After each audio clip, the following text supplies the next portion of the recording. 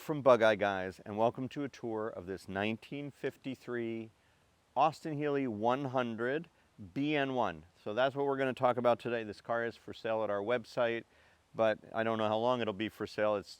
If it's not available when you come, hopefully you'll enjoy this tour because this is a special car.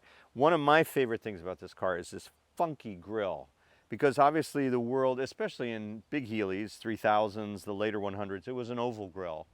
And this being the very first car, the first in the series, the BN1, the first big Healey, the first Austin Healey. Remember, Bug Eyes didn't come along until 1958. This was 53. And so this was how they made the grille. Jerry Coker designed this car. He also designed Bug Eyes. And this was his design, or whatever team of people he was managing. They came up with this one-of-a-kind, wacky, but super cool. I mean, I love this thing because it's sort of unprecedented. What other car has a triangular grille? There may be some out there, but in this vintage of British cars, you look at MGAs, Triumphs, this was kind of really unique. Jaguars of the era.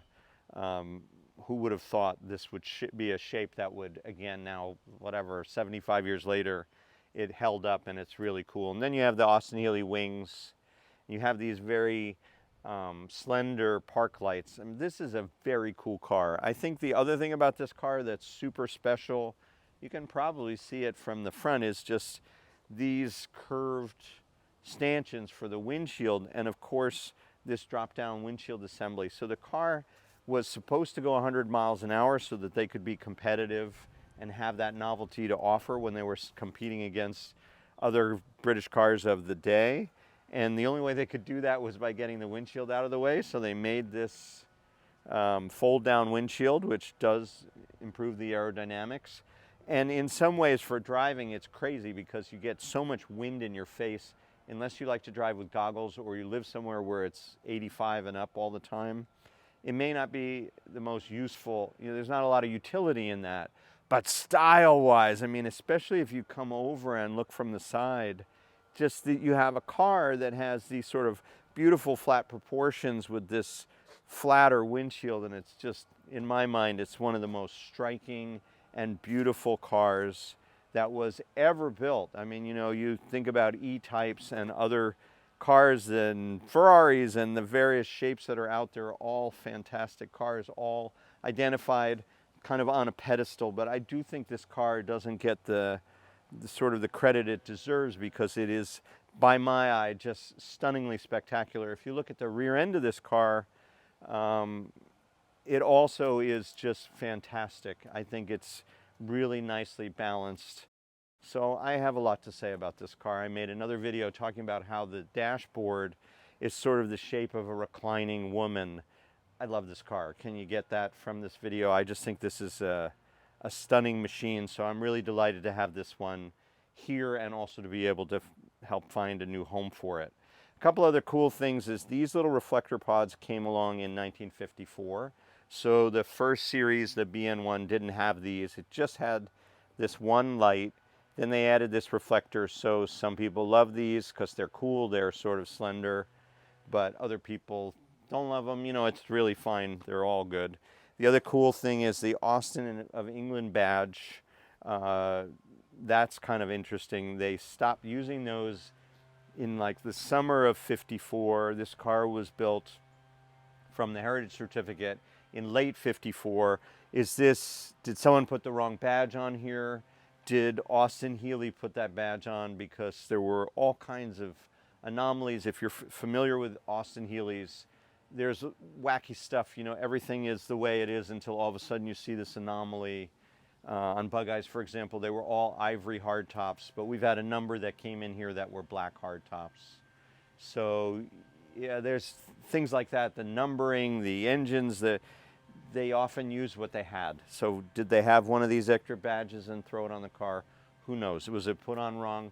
We'll probably never know, but that's an interesting anomaly about this particular car. They changed the badge to the later design about the time of this car. And one more thing, if you look inside, that's cool, that I just love, but it's different, is this 3-speed shift pattern. And this is the original shift knob, so this is really cool to see. These were side shift cars, so the shift lever was down on this little step. The BN1s all had the shifter located here.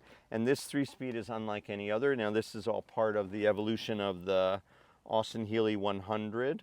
And this is 1, 2, 3. So you have reverse 1 and 3 on the bottom end of the shift pattern. So you actually go up to where first would be to get second, and then third is down here. So you kind of have to remind yourself that you're in first, you're going up to second, you're coming down to third. It's unlike any other British sports car, and it's all derived in the fact that this was a column shift transmission setup that they adapted when they started making these slender beauties. So you have a 3-speed transmission plus the electric overdrive that you had in the other big Healeys, but it's sort of starts with this 3-speed gearbox. So you have overdrive. I think it works in second and third on these 3 speeds, but if nothing else, for most people anyway, you're in top gear, which is 3. You add the electric overdrive and you get the RPM reduction and all those benefits. One other thing that's of note and interesting about these cars is there were about 640 100M cars built, and most of those came built into the BN2, which was the 1956. Maybe it started in late 55. There are a lot of 100M experts out there who can further clarify some of these details, but they made roughly 640 factory 100M cars that had some performance upgrades in the engine and in the front suspension. They also had a louvered hood and a leather bonnet strap, which is great fun and cool. Everybody loves the leather strap. But many people, they sold the 100M kit, so if you had one of these cars, you could put all that cool stuff on your 100M. I mean your 100, and make it an M car or an M spec car. So it's pretty common to see louvered hoods or bonnets on these cars.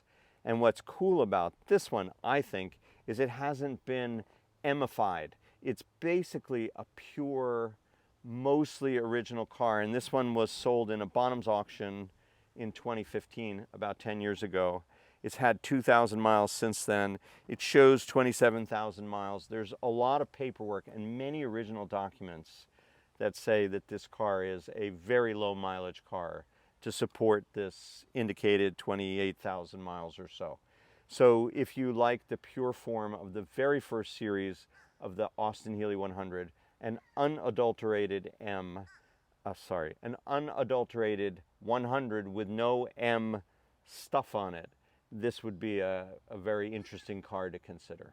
So that's what I have to say about this magical machine. I'm just in love with it, as you can tell. Thank you for watching from Bug Eye Guys. We'll be back with a driving video. If you want to see a comprehensive set of still pictures, they're all on our website at Bug Eye Guys. And thank you for watching today.